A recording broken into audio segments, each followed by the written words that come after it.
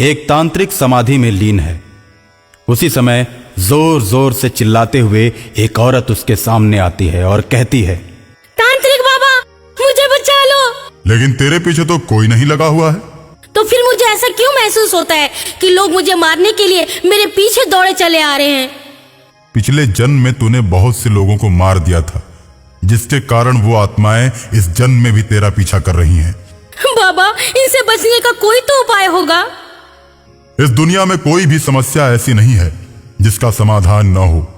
उसी तरह इस समस्या का भी समाधान है।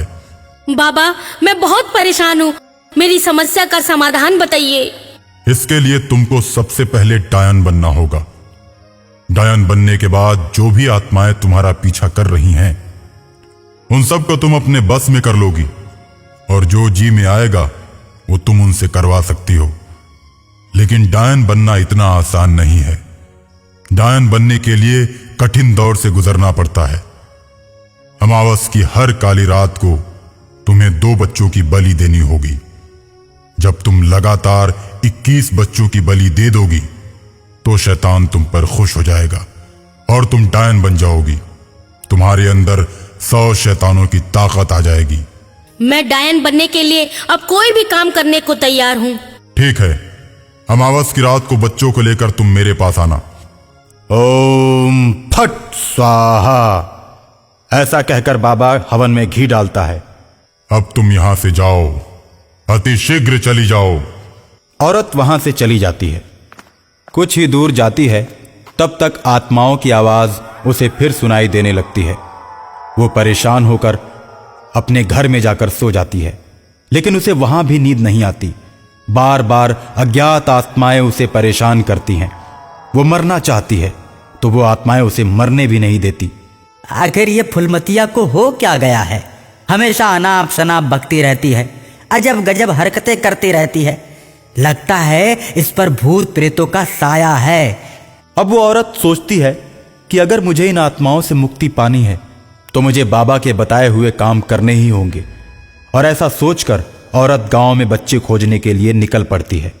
वो खेलते हुए बच्चों को पकड़ पकड़ कर तांत्रिक के हवाले करने लगती है और गांव से बच्चों के गायब होने की सूचना दूर दूर तक फैल जाती है।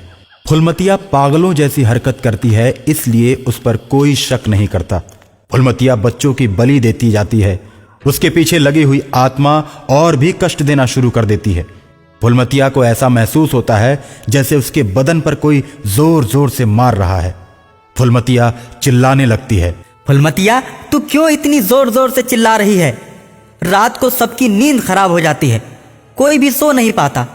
अगर तुमको चिल्लाना ही है तो गांव से बाहर जाकर ऐसी हरकतें करो ताकि किसी की भी नींद खराब ना हो। सुबह सबको काम पर जाना होता है। रात में अगर नहीं सोएंगे तो सुबह हम लोग काम नहीं कर पाएंगे। तुम तो परेशान हो ही, गांव वालों को भी परेशान करती हो।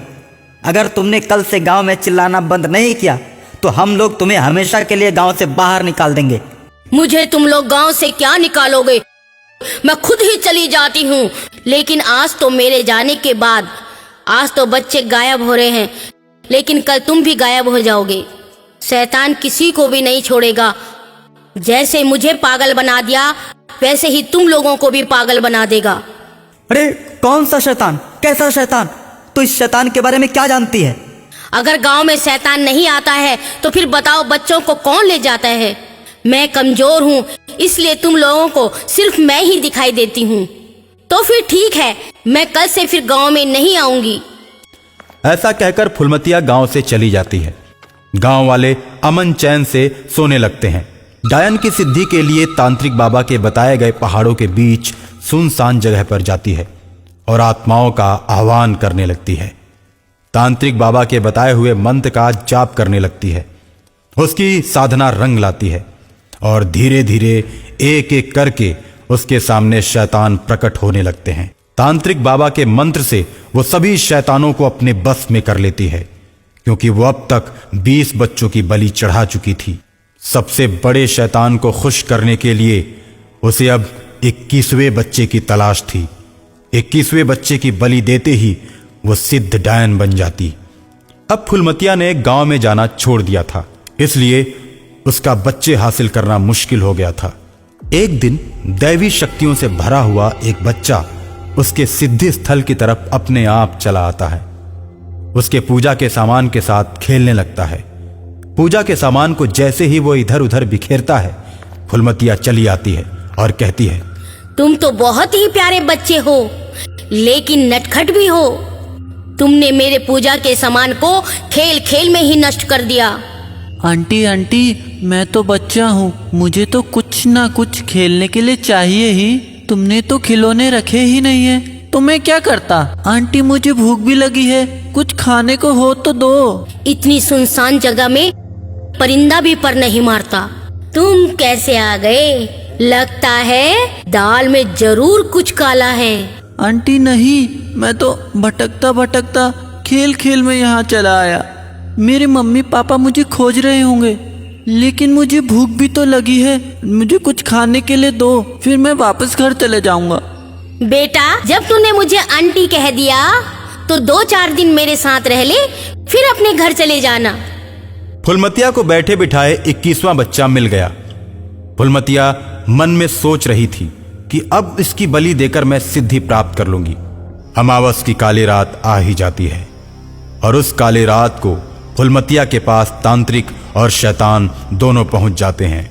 अमावस की रात में बच्चे को खूब खिलाया पिलाया जाता है। बच्चा जो भी चीज खाने को कहता है सब उसे लाकर दिया जाता है। उसके बाद बच्चे को माला पहनाकर, काला टीका लगाकर, हाथ में फरसा लिए शैतान खड़ा हो जाता है। तीनों के भयानक चेहरे को देखकर मौत भी कांप उठे, लेकिन छोटा बच्चा बिल्कुल भी नहीं डरता। बच्चे की आकृति बदलने लगती है और बच्चा देखते ही देखते 5 मुंह वाला हो जाता है और शैतान के हाथ से फरसा छीन लेता है और उसी से तीनों को मौत के घाट उतार देता है।